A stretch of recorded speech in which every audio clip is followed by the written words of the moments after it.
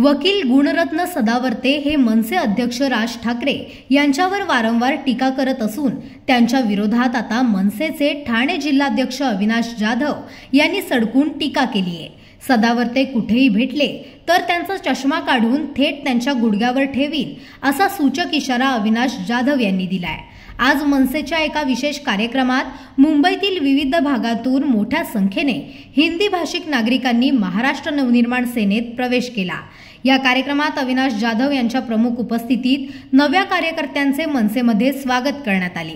या प्रसंगी बोलताना अविनाश जाधव यांनी मराठी माणसाच्या हक्कासाठी आणि मराठी भाषेच्या संवर्धनासाठी लढण्याचा निर्धार व्यक्त केला। मराठी माणसाच्या अस्तित्वासाठी आणि मातृभाषेच्या जतनासाठी आता केवळ सोशल मीडियावर नव्हे तर रस्त्यावर उतरून लढा देण्याची वेळ आली आहे। शेकडोंच्या संख्येने मुंबईत येऊन आपल्या हक्काचा आवाज बुलंद करा असे आवाहन त्यांनी उपस्थितांना केले आहे।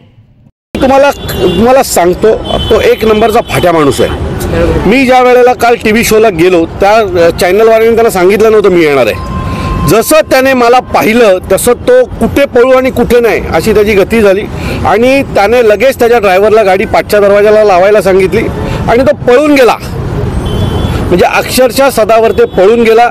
महाराष्ट्र ज्या वेळेला महाराष्ट्र सैनिक समोर येतात त्यावेळेला त्याची हीच गती पुढेही होणार आहे। टीव्ही चॅनलवर कुठल्या तरी कोपऱ्यात बसून बडबड करणं आणि महाराष्ट्र सैनिकाच्या समोर बसून बडबड करणं यात फरक आहे हो। जर तो तिथे काय बडबडला असता तर त्याला तिथेच हाणला असता काल मी। तर माहिती आहे की महाराष्ट्र सैनिक काय त्याला टीव्ही चॅनलवर जी काय बडबड करायची त्या करू द्या। ज्या दिवशी हाताला लागेल आमच्या कोणाच्याही त्या दिवशी सदावर्तेच्या डोळ्यातला चष्मा हा त्याच्या डोळ्यात नसून गुडघ्यावर लावलेला असेल। तरी मी वैयक्तिक एकच विचार करतो की जिथे सदावर्ते भेटेल त्याला तिथेच ठोकायचं। आज मीरा भाईंदरसाठी खरं तर म्हणजे अविस्मरणीय क्षण आहे तो म्हणजे छत्रपती शिवाजी महाराजांच्या या पुतळ्याखाली शेकडो हिंदी भाषिकांनी आज मनसेमध्ये प्रवेश केलेला आहे। एका ठिकाणी महाराष्ट्रामध्ये हिंदी भाषिकाच्या विरोधामध्ये हिंदी भाषा लादली जाते, या विरोधामध्ये आज मराठी माणूस रस्त्यावरती उतरणार आणि याचंच उत्तम उदाहरण म्हणजे आज हिंदी भाषा बोलणारे हिंदी भाषिक असणारे आज मनसे महाराष्ट्र नवनिर्माण सेना या पक्षामध्ये प्रवेश केलेला आहे। कुठेतरी ही अभिमानाची गोष्ट आहे। मनसे नेते अविनाश जाधव हे स्वतः इथे उपस्थित होते आणि यांच्या या उपस्थितीमध्ये या प्रत्येक हिंदी पक्षाने शेकडोपेक्षा लोकांनी आज ह्या मनसे पक्षामध्ये प्रवेश केलेला आहे। दरवेळी हिंदी भाषिक आणि मराठी भाषिकांचा हा वाद नेहमी चव्हाट्यावरती येतो, पण काही दिवसापासून मनसेने हा विषय उचलल्याच्या नंतर गुणवर्त सदावर्ते हे जे वकील आहेत हे वारंवार राज ठाकरे यांच्यावरती विरोध करत होते, त्यांच्यावरती टीका करत होते। त्याला हे अविनाश जाधवने काय प्रत्युत्तर दिले आपण जाणून घेऊ। खरं तर आजचा पक्षप्रवेश करताना मला स्वतःला आनंद झाला, कारण आजचा पक्षप्रवेश हा छत्रपती शिवाजी महाराजांच्या पायथ्याशी झालेला आहे आमचा। सो येणारे प्रत्येक लोक ही छत्रपती शिवाजी महाराजांना प्रेरित होऊन मनसेत काम करतील, त्यांचं ज्या पद्धतीचं काम होतं तशा प्रकारचं काम करण्याचं पक्षात प्रयत्न करतील। संदीप राणे आमचे मागील अनेक वर्षापासून मीरा भाईंदरमध्ये उत्तम काम करतात। शहर अध्यक्ष झाल्यापासून त्यांनी त्यांच्या कामाची उंची प्रचंड मोठ्या प्रमाणात वाढवलेली आहे।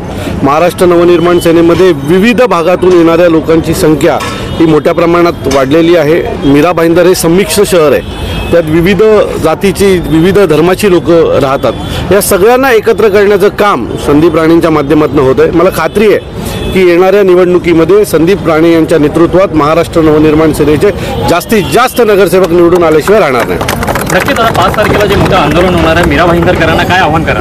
मला असं वाटतं की ज्याचं मराठीवर प्रेम आहे त्याला कोणाला आम्हाला सांगायची गरज लागली नाही पाहिजे, तो स्वतःहून त्या ह्याला पोचलं पाहिजे।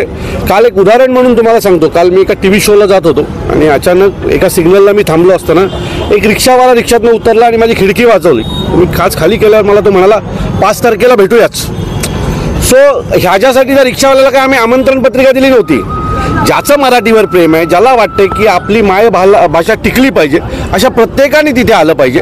सो जो स्वतःला मराठी समजतो, ज्यांनी मराठी आईच्या पोटातून जन्म घेतला असा प्रत्येक माणूस हा तिथे येईल याची आम्हाला पूर्ण खात्री आहे। सर, सदावर्ते नेहमी याच्यावरती अपवाद करतात, याच्यावरती शाब्दिक उल्लंघन करतात आणि काल तुम्ही मी तुम्हाला सांगतो, तो एक नंबरचा फाट्या माणूस आहे। मी ज्या वेळेला काल टीव्ही शोला गेलो त्या चॅनलवाल्याने त्यांना सांगितलं नव्हतं मी येणार आहे। जसं त्याने मला पाहिलं तसं तो कुठे पळू आणि कुठे नाही अशी त्याची गती झाली आणि त्याने लगेच त्याच्या ड्रायव्हरला गाडी पाठच्या दरवाजाला लावायला सांगितली आणि तो पळून गेला। म्हणजे अक्षरशः सदावर्ते पळून गेला। महाराष्ट्र ज्या वेळेला महाराष्ट्र सैनिक समोर येतात त्यावेळेला त्याची हीच गती पुढेही होणार आहे.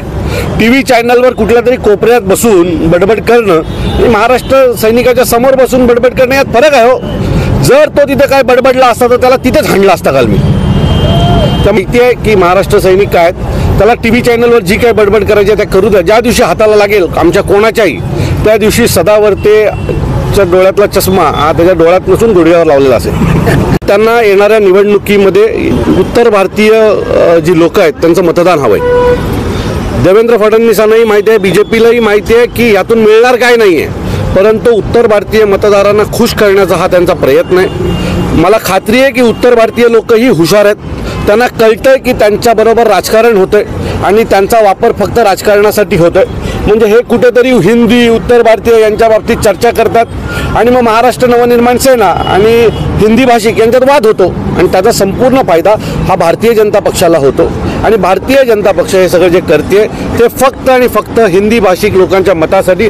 त्यांना त्यांच्याशी कुठल्याही प्रकारचं घेणं देणं नाही. त्यांना मार खायला लागतं आहे, त्यांना अडचणी सहन कराव्या लागतात, याच्याशी काही घेणं देणं नाही. त्यांना फक्त हिंदी भाषिकांची मतं पाहिजेत आणि त्याच्यासाठी हा केलेला अट्टास आहे. बघा, सन्माननीय राजसाहेबांचे विचार आज आपल्यासमोर फार मोठ्या प्रमाणामध्ये आज दिवसांदिवस तुमच्या TVच्या चॅनलच्या माध्यमातून दिसतंय की लोक आज बोलायला लागले आहेत. लक्षात घ्या, लोक बोलत नव्हती, आज 2-4 महिन्यापासून लोक बोलायला लागले आहेत. ह्याचा अर्थ कुठे ना कुठे तो आतमधला जो लावा होता ना तो बाहेर निघतो आहे. सन्माननीय राजसाहेबांचे विचार लोकांना पटत आहेत. तुम्ही बघत असाल आमच्या इथे या ठिकाणी आरिब्य आलेले आहेत, हे स्वतः मुस्लिम समाजाचे आहेत. त्याचबरोबर आमचे UP बंधू आहेत मनोज गिरी, त्याचबरोबर पारेख मॅडम आहेत. हे असे असंख्य लोक जे राजसाहेबांवर प्रेम करणारे आज मीराबाईंवर भरपूर आहेत. त्यांचे विचार पटत आहेत. आजपर्यंत गव्हर्नमेंटने जी कामं केली, योजना कुठल्या आणल्या, कुठल्या फसव्या होत्या, त्या सगळ्या लोकांच्या समोर आहे. तर मला वाटतं आता सन्माननीय राजसाहेबांच्यावर एक विश्वास आहे. सन्माननीय राजसाहेबांना मुख्यमंत्री जर बनायचं असतं ना तर शेपूट हलवून मुख्यमंत्री पण झाले असते, लक्षात घ्या. पण ते झाले नाहीत.